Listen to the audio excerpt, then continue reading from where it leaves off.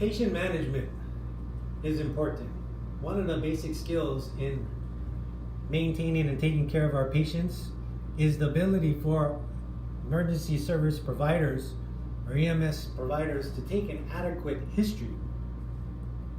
This means that the provider needs to be able to converse and communicate with the patient in an effective way to get the understanding of what is going on and to find out the history of the present illness or injury. To help us stay focused and organized, we'll use this simple mnemonic and acronym called OPQRST. It helps us because O stands for onset. When did this start? Did it come on all of a sudden or did it come on gradually? P helps us devise a question to tell us what made this better or worse, or what provoked, P, provoked or palliative, made better the situation or symptoms that you're having. Q stands for quality. It's more of a describe what you are feeling or describe the symptom or sensation. It's to describe what's happening. R is region and radiation. For us, is to ask the patient, where is this symptom, discomfort? What location is it? And does it tend to travel or move or radiate in any way? S is for severity. And in severity, we use percentages.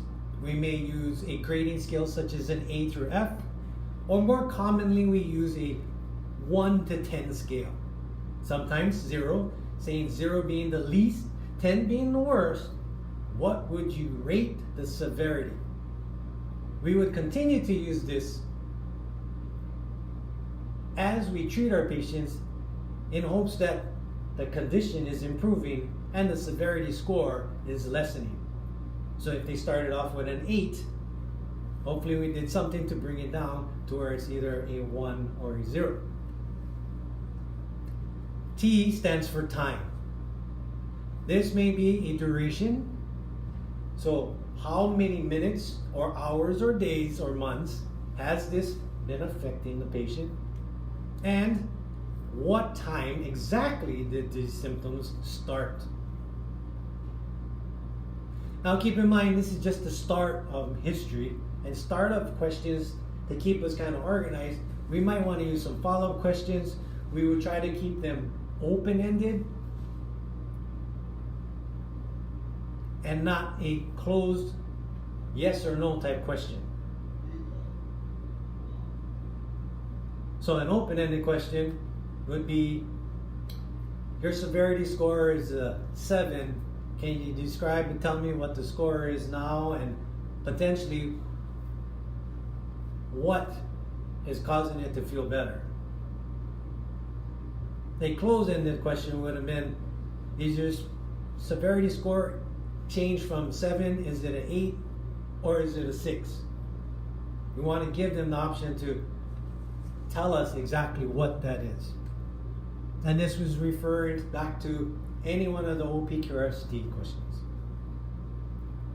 The second acronym, sample, is also a part of our sample history. S stands for the signs and symptoms. Please describe and tell me the signs and symptoms that you're occurring. Now, some patients will not understand that, so you're going to have to figure out a way to communicate and deliver that question more appropriately. A stands for allergies. Do you have any allergies to medications? M, do you have any medications that we need to be aware of? And could you tell me the name, or do you have a list of medications? Follow-up question may be, are you taking them? Have you taken them appropriately? Have you had any changes in those dosages or discontinued any of those medications? P stands for any past medical history that may be appropriate to their condition today. Past medical conditions. past medical health problems, past medical events, hospitalizations. L stands for last oral intake. This could be anything eaten or drank, anything consumed.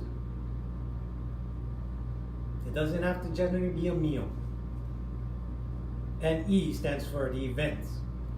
Could you please explain to me everything that occurred prior to you calling us today? Now, this may be a bad way to present that question, as some patients may tend to ramble on and on. So you have to start to devise these questions in a more conversational style. And as we are starting out, these acronyms give us a type of guidance, a structure, a way to gather the information. As we practice these questions, I need you to also practice your listening skills to start to remember the answers that you are getting, and then somehow to organize them in a fashion to understand what medical emergency or condition our patient may be suffering from. This is so that we can treat them efficiently and effectively. So please practice history taking often and frequently. Try to develop these questions. There are simple ways to do this. You can write them out, you can verbalize them, and you can practice face-to-face with a student or classmate. Understanding that these questions are just a guideline and they will change for every type of complaint that a patient may have. For example, some of the questions stated here using OPQRST may not always fit well in somebody that's having some type of traumatic event.